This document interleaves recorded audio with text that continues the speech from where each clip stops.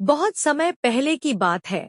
एक घना और हरा भरा जंगल था जिसका नाम था हरितवन।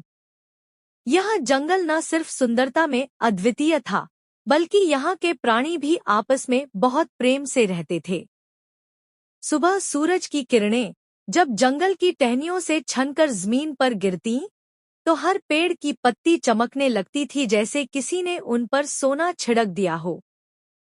इस अद्भुत जगह में हर तरह के जानवर रहते थे। तोते, हिरण, बंदर, लोमड़ी, हाथी और भी कई। लेकिन इस कहानी के दो मुख्य पात्र थे। एक नन्हा लेकिन तेज खरगोश जिसका नाम था रॉकी, और एक बूढ़ा लेकिन चतुर कछुआ जिसका नाम था धीरू। रॉकी एक छोटा, सफेद और बेहद तेज खरगोश था। उसकी लंबी लंबी टांगे और फुर्तीली चाल उसे बाकी जानवरों से अलग बनाती थी। वह दिन भर जंगल के एक कोने से दूसरे कोने तक दौड़ता फिरता और जब भी किसी धीमे चलने वाले जानवर से मिलता तो उसका मजाक उड़ाता।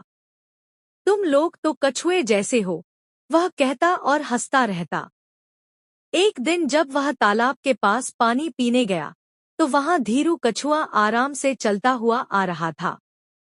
रॉकी ने फिर से मजाक किया, धीरू चाचा, क्या आज आप सूरज डूबने से पहले तालाब तक पहुंच ही जाएंगे? धीरू मुस्कुराया और बोला, रॉकी बेटा, तेज दौड़ना अच्छी बात है, लेकिन धैर्य और समझदारी उससे भी बड़ी चीज है। रॉकी ने हंसते हुए कहा, आप क्या समझदारी की बात करते हैं? मैं तो पलक झपकते ही पहाड़ियों तक दौड़ जाता हूँ।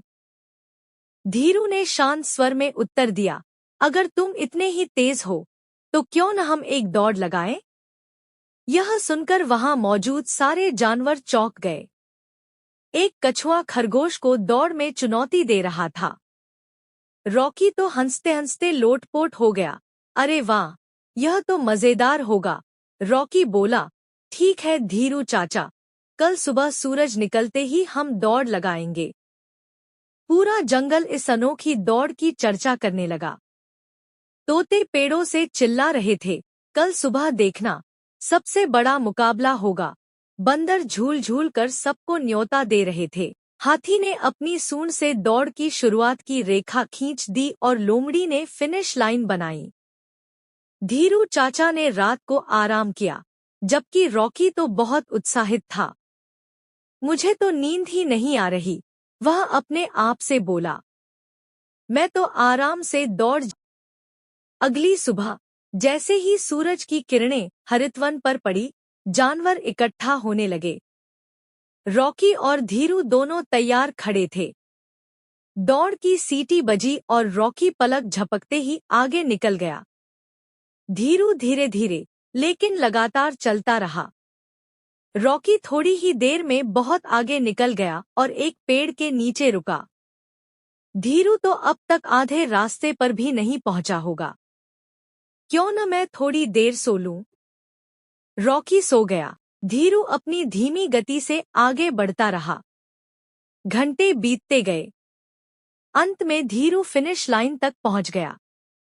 जब रॉकी की आंख खुली तो वह चौंक गया। अरे, मैंने कितनी देर सो ली? वह भागते हुए पहुंचा, लेकिन तब तक बहुत देर हो चुकी थी। सभी जानवर तालियां बजा रहे थे।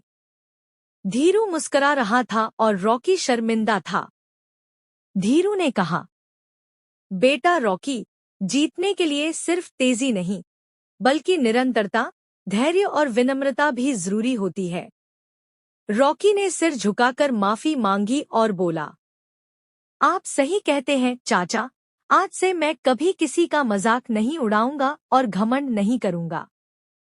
सभी जानवरों ने खुशी मनाई और हरितवन में फिर से प्रेम और समझदारी का माहौल बन गया। घमंड कभी नहीं करना चाहिए। मेहनत, धैर्य और समझदारी से ही असली जीत मिलती है।